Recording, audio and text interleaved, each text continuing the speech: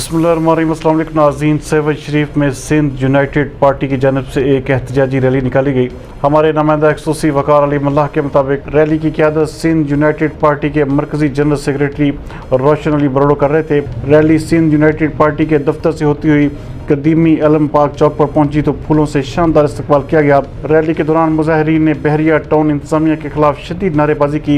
मुजाहिरीन का कहना था कि कौमी कारकुनों के ऊपर झूठे मुकदमात ख़त्म किए जाएँ।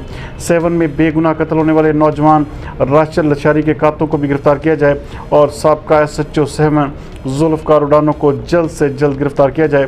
मजीद उन्होंने क्या कहा, आइए देखते हैं। असा धरती जा माफ नहीं, असा वतन जा माफ नहीं, असा कौम जा आशिक नहीं। असा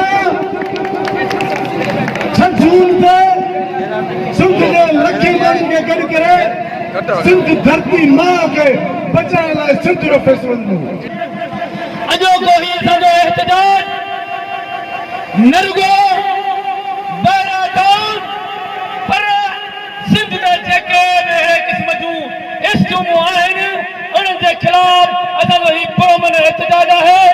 उन सां गॾोगॾु अॼोको एहतजाज अॼु मुतालबो था कयूं त हितां जी जेका तव्हांजी कमकार तव्हांजी किराए जी पुलिस ज़रदारी फौज जीअं असांजे क़ौमी कारकुननि जे घरनि जो जेको पर्दापोशी कई ऐं उन्हनि जे घरनि ते हणा कई, असां मुतालबो था कयूं।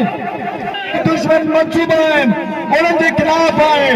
अॼु सेवण जे माण्हुनि, सेवण जे क़ौमी कारकुननि, वतन जे आशिक़नि सेवन में हज़ारनि जी तइदाद में निकिरी करे इहो साबित कयो आहे त सिंध कंहिं बि सूरत में पंहिंजी ज़मीनुनि ते वालार, पंहिंजी ज़मीन ते कब्ज़े जे हक़ में न आहे।